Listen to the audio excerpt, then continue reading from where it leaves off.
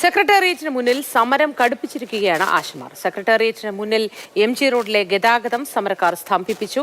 Cantonment ഗേറ്റിലൂടെ മാത്രമാണ് നിലവിൽ സെക്രട്ടേറിയറ്റിലേക്ക് പ്രവേശിക്കാൻ കഴിയുന്നത്. ആശമാർക്ക് പിന്തുണയുമായി രമേശ് ചെന്നിത്തലയും സെക്രട്ടേറിയറ്റിന് മുന്നിൽ എത്തി.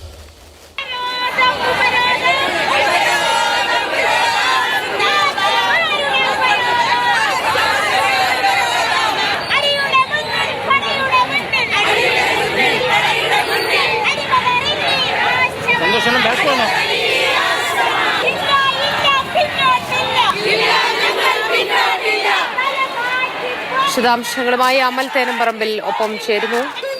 അമൽ, നമസ്കാരം. വളരെയധികം ശക്തമായ പ്രതിഷേധത്തിലേക്ക് ആശാവർക്കർമാർ കടക്കുന്നു. 35 ദിവസം പിന്നിട്ടിരിക്കുന്നു സമരം. എങ്ങനെയാണ് ഈ സെക്രട്ടേറിയറ്റ് വളയലടക്കമുള്ള ഉപരോധ സമരം പുരോഗമിക്കുന്നത് ഇപ്പോൾ, അമൽ?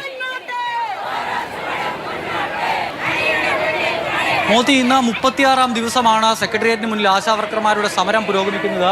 സെക്രട്ടേറിയറ്റിന് മുന്നിൽ നമുക്ക് കാണാൻ കഴിയും, നോർത്ത് ഗേറ്റ് മുതൽ ഏകദേശം ഒരു 200 മീറ്റർ ദൂരത്തിൽ ആശാവർക്കർമാർ റോഡ് നിറഞ്ഞ് കവിഞ്ഞിരിക്കുകയാണ്. ഇതിലെ വാഹനങ്ങൾക്ക് കടന്നു പോകാൻ കഴിയാത്ത ഒരവസ്ഥയുണ്ട്. വാഹനങ്ങൾ പല വഴിക്കായി തിരിച്ചുവിട്ടിരിക്കുന്നു. വൈകുന്നേരം വരെയും ഈ സമരം ഇതുപോലെ തന്നെ ഉപരോധ സമരം തുടരുമെന്നുള്ളതാണ് ആശാവർക്കർമാർ പ്രഖ്യാപിക്കുന്നത്. നിലവിലെന്തായാലും ആശാവർക്കർമാരുടെ പ്രധാനപ്പെട്ട ആവശ്യങ്ങൾ അംഗീകരിക്കാൻ സർക്കാർ തയ്യാറായിട്ടില്ല എങ്കിൽ കൂടി ഇവരുടെ ചില ആവശ്യങ്ങൾക്ക് അംഗീകാരം ഉണ്ടാകുന്നുണ്ട്. അതിൽ അല്പസമയം മുൻപ് ഒരു ഉത്തരവ് ആരോഗ്യവകുപ്പിൽ നിന്നും പുറത്തിറങ്ങിയിട്ടുണ്ട്. ഇവർ ഉന്നയിച്ചിരുന്ന ചില ആവശ്യങ്ങൾ, അതായത് ഇവർക്ക് ഈ പറയുന്ന പണം ലഭിക്കുന്നതുമായി ബന്ധപ്പെട്ട്, ഓണറേറിയം ലഭിക്കുന്നതുമായി ബന്ധപ്പെട്ട് ചില മാനദണ്ഡങ്ങൾ സർക്കാർ പറഞ്ഞിരുന്നു. 10 മാനദണ്ഡങ്ങളാണ് സർക്കാർ പ്രധാനമായും പറഞ്ഞിരുന്നത്. ആ മാനദണ്ഡങ്ങൾ പിൻവലിച്ചിട്ടുണ്ട്. നിങ്ങളുടെ ഒരു 10 ആവശ്യങ്ങളുണ്ടായിരുന്നു. ഈ മാനദണ്ഡങ്ങൾ പിൻവലിക്കണം ഓണറേറിയം ലഭിക്കുന്നതുമായി ബന്ധപ്പെട്ട്. അതിലിപ്പോൾ എന്ത് തീരുമാനമാണ് വന്നിരിക്കുന്നത്? പിൻവലിച്ചു. 10 മാനദണ്ഡങ്ങളും പിൻവലിച്ചു. മാനദണ്ഡങ്ങളുണ്ടായിരുന്നു ഓണറേറിയം കിട്ടാനായിട്ട്. അതിപ്പോൾ ഓർഡറായി. അത് മാനദണ്ഡങ്ങൾ എന്താണ് പെട്ടെന്നൊന്ന് പറയാമോ? വാർഡ് ആരോഗ്യ റിപ്പോർട്ട് തയ്യാറാക്കൽ, വാർഡ് അവലോകന യോഗ നടത്തൽ, ജനകീയ ആരോഗ്യ കേന്ദ്രത്തിലെ അവലോകന യോഗത്തിൽ പങ്കെടുക്കൽ, ആശുപത്രിയിൽ മാസത്തിൽ ഒരിക്കൽ ഡ്യൂട്ടി, സ്ത്രീകൾ, കുട്ടികൾ, കൗമാരക്കാർ എന്നിവർക്കുള്ള ക്ലിനിക്ക് മാസത്തിൽ ഒരിക്കൽ ഡ്യൂട്ടി, ജീവിതശൈലി രോഗങ്ങൾ, വയോജകർ എന്നിവർക്കുള്ള ക്ലിനിക്കൽ മാസത്തിൽ ഒരിക്കൽ.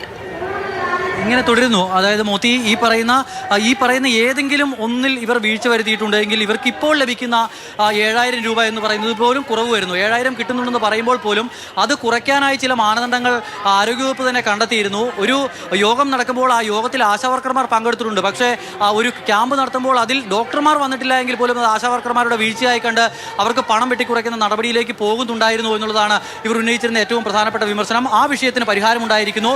സെക്രട്ടേറിയറ്റ് പടിയിൽ ഇത്ര വലിയ സമരം നടക്കുമ്പോൾ, സെക്രട്ടേറിയറ്റ് ഉപരോധിച്ചുകൊണ്ടുള്ള സമരം നടക്കുമ്പോൾ അങ്ങനെ ഒരു ആശ്വാസകരമായ തീരുമാനം, വലിയ തീരുമാനം എന്ന് പറയാൻ കഴിയില്ല, അത് നേരത്തെ തീരുമാനിച്ചിരുന്നതാണ്, ഇപ്പോൾ ഉത്തരവിറങ്ങുന്നു. പക്ഷേ ഈ സമരം നടക്കുമ്പോൾ അങ്ങനെ ഉത്തരവിറങ്ങുന്നത് പോലും ഇവർക്ക് ആശ്വാസമാണല്ലോ ശബി? തീർച്ചയായിട്ടും അവരുടെ ഒരു സമരത്തിന്റെ ഒരു ഘട്ടത്തിൽ അവർ വിജയിച്ചു എന്ന് തന്നെ പറയാം. പക്ഷേ ഈ ദൃശ്യങ്ങൾ കൂടി എനിക്കൊന്ന് കാണിക്കണമെന്ന് തോന്നുന്നു അമൽ. കാരണം ആ പാവപ്പെട്ട അമ്മമാരൊക്കെ കിടക്കുന്ന ദൃശ്യം, കാരണം എന്ന് അവർക്ക് വീട്ടിൽ പോയി സമാധാനത്തോടു കൂടി കിടക്കാൻ കഴിയുമെന്ന് അറിയില്ല. കാരണം അത്രയധികം ചൂട്. നമ്മൾ ഈ ഗൂഗിളിലൊക്കെ നോക്കിക്കഴിഞ്ഞാൽ നമുക്ക് ഈ കാലാവസ്ഥ നമുക്കറിയാൻ പറ്റും അതിൻ്റെ ഒരു സ്ഥിതി. കാരണം ഇപ്പോൾ നോക്കിക്കഴിഞ്ഞാൽ 33 ഡിഗ്രിയാണ്. പക്ഷേ അത് 42 ഡിഗ്രി ചൂട് അനുഭവപ്പെടും എന്നുള്ളതാണ്. 33 ഡിഗ്രി ആണെങ്കിൽ പോലും നമുക്ക് അനുഭവപ്പെടുന്ന ചൂട്, ഹ്യൂമിഡിറ്റി പ്രശ്നമൊക്കെ വെച്ച് അനുഭവപ്പെടുന്ന ചൂടെന്ന് പറഞ്ഞാൽ 42 ഡിഗ്രി ചൂടാണ് നമുക്ക് ഫീൽ ചെയ്യുന്നത്. അതും ഈ ടാറിൽ നിന്നുള്ള ഈ ദോശക്കല്ലിലൊക്കെ നിൽക്കുന്നത് പോലത്തെ അവസ്ഥയിലാണ്.